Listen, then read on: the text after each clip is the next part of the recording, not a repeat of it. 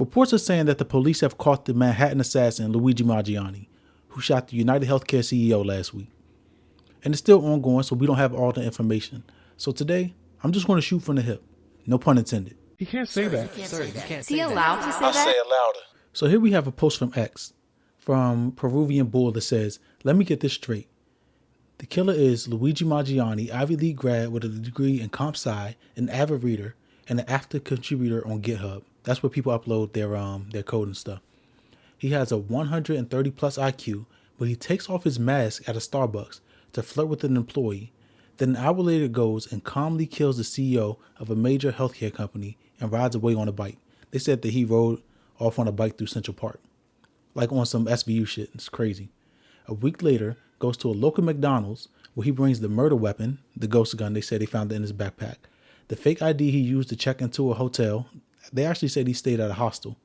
And a written manifesto and how horrible the American healthcare system is. He somehow gets identified by the cashier after he sits down. He works on his laptop until police come inside the McDonald's, sitting there with a ghost gun and a suppressor he made himself. Gotcha. And this is a picture of Luigi. I agree with the poster on X, Peruvian Bull. There's a lot of things that don't kind of make sense here. So I'm going to tell you the information that I have, and then later, you guys can tell me your thoughts. The information I have is he kills the CEO, right? At some point between the time that he killed the CEO in February 2023, he had lost contact with friends and family and people that he had graduated from high school and college with. He kind of just went ghost. There were reports that he may have had a back injury. Now, is he disgruntled because of his back injury? Maybe. But there's also information saying that Luigi's family is wealthy and they stay in Ellicott City, Maryland. Ellicott City is a suburb that's right outside of Baltimore in the DMV area. It's fairly expensive, right? So we know that his family has money based on where they're living and based on the reports of the things that they're saying that his family own. One of those things is a vineyard or a winery. So this makes me question, even if he did have a back injury, and let's say he was disgruntled about some sort of healthcare claim, did he not have the money to pay it? We know he's 26 years old, so he's probably outside of his parents' insurance and he's living outside of their house. But I would think that a wealthy family would be able to foot a healthcare bill, especially for a back injury of their son. That's just my thought. So that immediately made me question, like, what's going on here? What is the motivation to shoot the CEO, especially in broad daylight? But then we have more information, more context. He recently lost his grandmother and grandfather. Is he blaming their passing on some sort of healthcare system failure? I'm not sure. I'm not sure what they passed away from, but they're elderly. Elderly people, they get sick and they're more likely to pass on from their illnesses, right? So it doesn't make sense. Why would you blame the healthcare system and maybe the United Healthcare CEO for the passing of your grandparents when they're already up there in age? I don't really get that. And I'm not trying to spread a conspiracy theory. I'm just asking questions. Peruvian Bull explained to us in the X post that Luigi has 130 plus IQ. So what makes a guy with such a promising future, a comp sci graduate, a guy with 130 plus IQ, go and commit a heinous act like this, shooting somebody in cold blood in broad daylight? I'm not sure.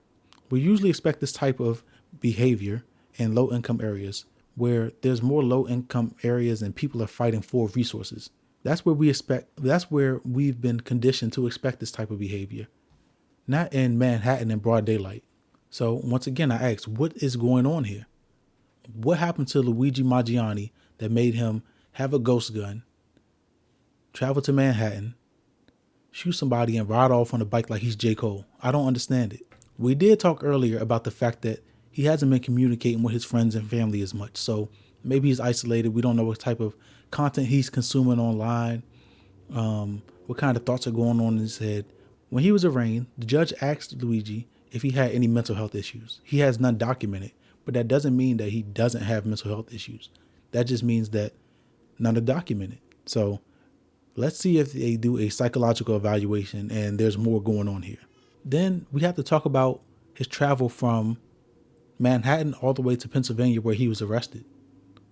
They said that he got on a bus It's surprising that for 300 miles, he wasn't discovered or recognized by anybody.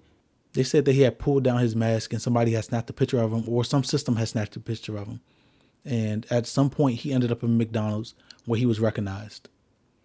I want to know how he was recognized. He had the wherewithal to wear a hoodie and a mask when he committed the crime of shooting somebody. And it sounds like he had on a hoodie and a mask when he got to the McDonald's. So did the person that identified him, did they just see his eyes? Or did he pull down his mask again? And I can't fathom somebody with 130 plus IQ, if that's accurate, not having the wherewithal to not pull down your mask, not show your entire face, knowing that your picture is being plastered all across the media, whether that be television or the internet.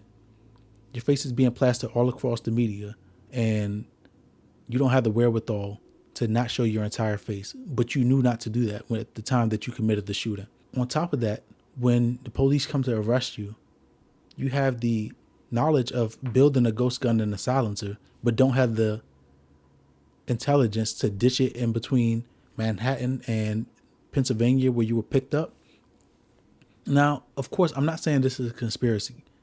I'm just looking and I'm wondering the state of mind of Luigi Mangione that makes him go out there and do this.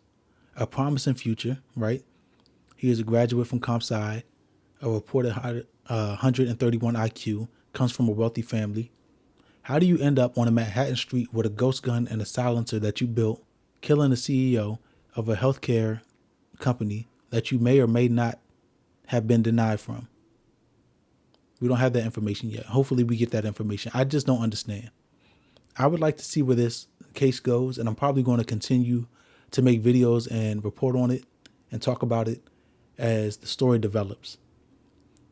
But those are my thoughts for the day. I'd like to know what you think.